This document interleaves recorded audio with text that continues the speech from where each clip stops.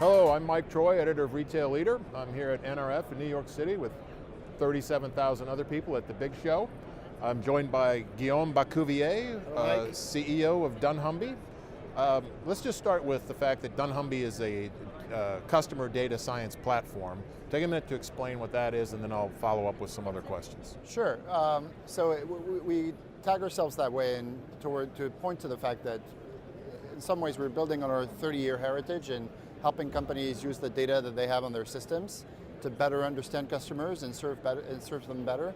But what we've been doing in recent years is make all that know-how that dunnhumby's accumulated much easier to access, much more versatile.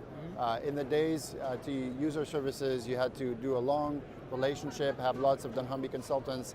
We're gradually productizing everything we do to make it much easier and much simpler, much more self-service. Hence this notion of a platform that eventually any retailer of any size, whether they're Walmart or the little shop down the street, can use the power of dunnhumby science. That's really what's the idea behind this. So how does that mission tie in with, you guys just came out with the second annual Retailer Preference Index, looking at 56 companies. What was the objective behind doing that type of research? Sure, I think it ties to the other thing that's always anchored dunnhumby beyond this principle of relying effectively on data. Is our thesis and what we try to sell to our clients is that it's really important to design everything around the customer, and that every decision that you make in a business, especially in retail, should be centered around what the customer wants and how can you serve them better. So the whole point was to show through proper research that being effective at serving the customers on multiple dimensions, and not just price, by the way. Well, the 7 dimensions were, there were 7 pillars, exactly, right? From anything from price to value to operations, digital and the like. This is what will determine the financial performance of a company more than anything else. I think that's the point we want to leave, is companies who do a very good job at serving their customers very well and understanding them very well, and reaping good results. And so, in a way, especially in a conference like this, where there's a lot of technology vendors and you hear a lot of buzzwords. Right. We're trying also to make sure that even if you use advanced technology, data science and the like, make sure that what you do is really focused on understanding your customers better and serving them better, because that's a long-standing truth in retail that still applies, despite all the technology progress. Yeah, a lot of buzzwords. Cutting through the clutter is kind of the theme of these interviews I'm doing at the show. So that's helpful. I know when we spoke last year, it was all about GDPR. There was like a huge concern about what was going to happen with that, and then meeting the new requirements. Sure.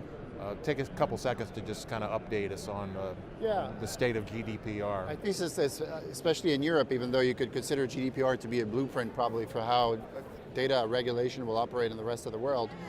As always, when you have a set of rules to comply with by a certain date, it creates a bit of anxiety at first. Am I going to be ready, and do I face risk of breaking the law?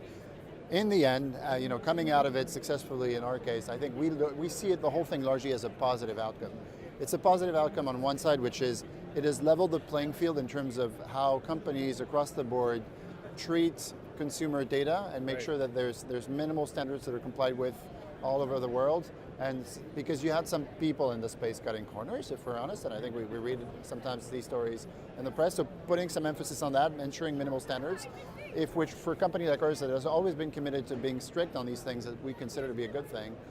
And then at least in Europe, it has also helped us simplify the way we operate when you're an international business like ourselves, because one, the rules are the same everywhere. Right. So we apply one framework and we know it's going to work everywhere. And increasingly, you have countries outside of Europe saying, I'm going to apply the GDPR framework, so that makes it easier even outside of Europe. So that's helpful. And also removing a bit of bureaucracy in how you get approvals or certification or compliance in Europe, because if you operate in one market, you can get approvals from the local data privacy authority that applies across the continent. So even though at the time it may have seemed ominous because everybody was scrambling to be ready, we have tended to consider this as a positive thing so far. Right. Awesome.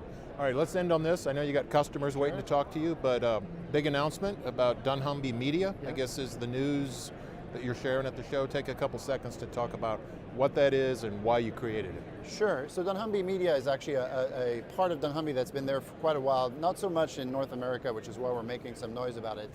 And it's the part of the business whereby we help retailers create a media business out of both the data they have about customers and the media assets, the media space that they may have either in their store or on their websites or on their app, with the realization that it's increasingly important for retailers to create new revenue streams outside of their core business, taking advantage of the different assets that they have. And media is a great example. It can be quite material in both revenue and profit for a retailer when well run.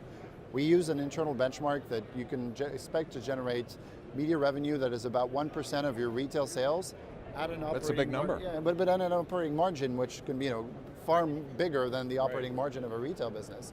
So it can really add both to the bottom line when well run, and it's becoming increasingly strategic to do so, right? And so we think there's a huge opportunity to develop that offering more in the US. We've done a little bit of it here and there, but not in a very active way. So today is kind of when we're making a bit of a big splash and saying, yeah, dunnhumby Media is a business and an offering that we're going to be pushing in North America as well. All right, awesome. Thanks, Guillaume. Thanks, Mike. Take care.